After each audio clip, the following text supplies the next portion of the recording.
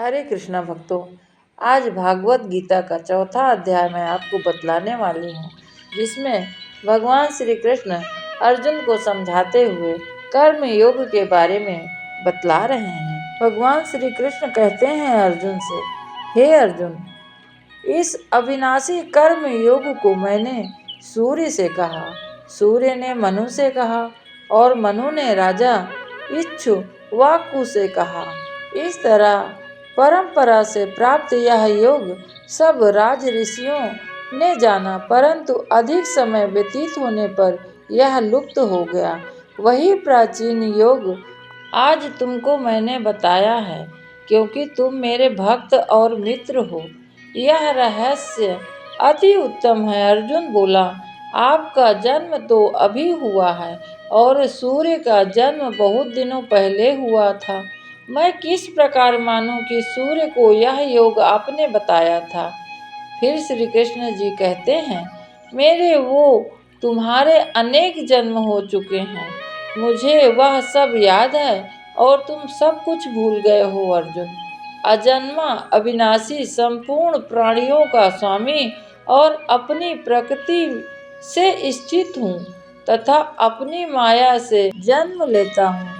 हे अर्जुन, जब जब धर्म की हानि होती है और अधर्म का बढ़ावा होता है, तब तब ही मैं जन्म लेता हूँ। साधुओं की रक्षा, पापियों का विनाश और धर्म की स्थापना करने के लिए प्रत्येक युग में मैं जन्म लेता हूँ।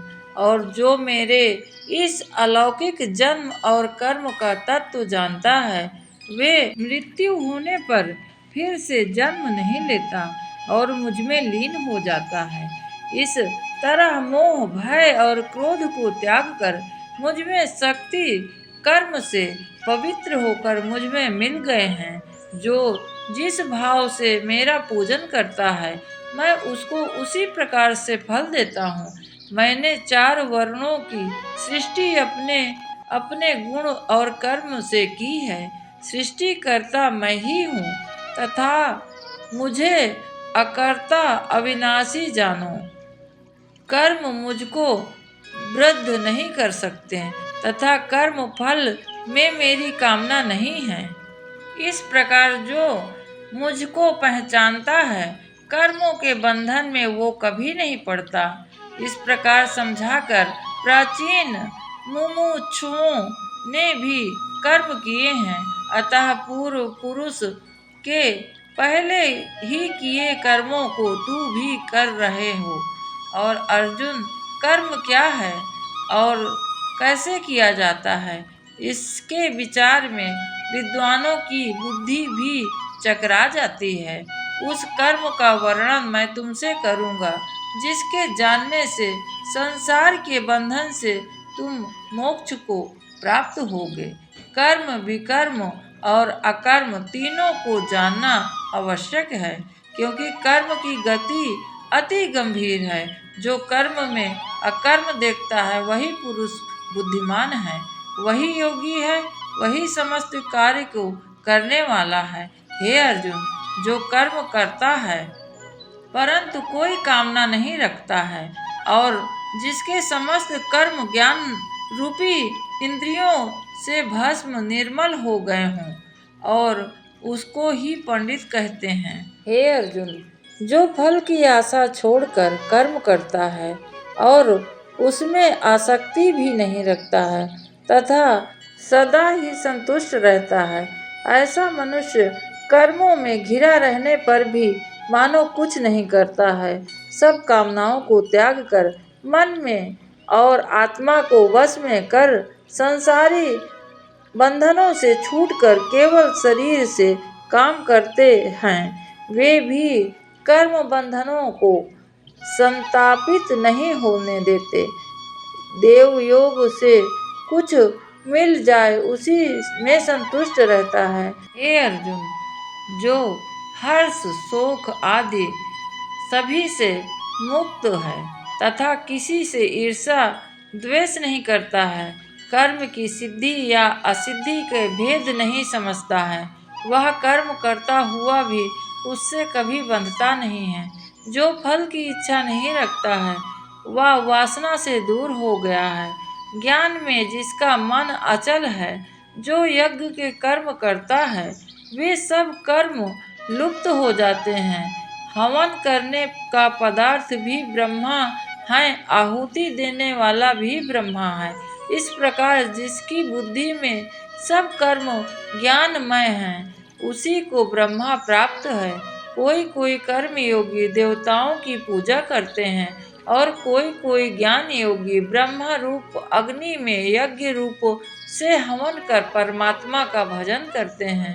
कई ऐसे हैं जो कि अपनी इंद्रियों को तथा मन को सब कर्मों को संयम रूपी अग्नि में होम देते हैं, और कोई कोई इंद्रियों रूपी अग्नि में इंद्री को रूप शब्दादि विषयों को होम देते हैं। कितने ही लोग इंद्रियों को सब कर्मों को और प्राणों के कर्मों को आत्मज्ञान से प्रज्वलित आत्मा का संयम रूपी अग्नि में होम देते हैं।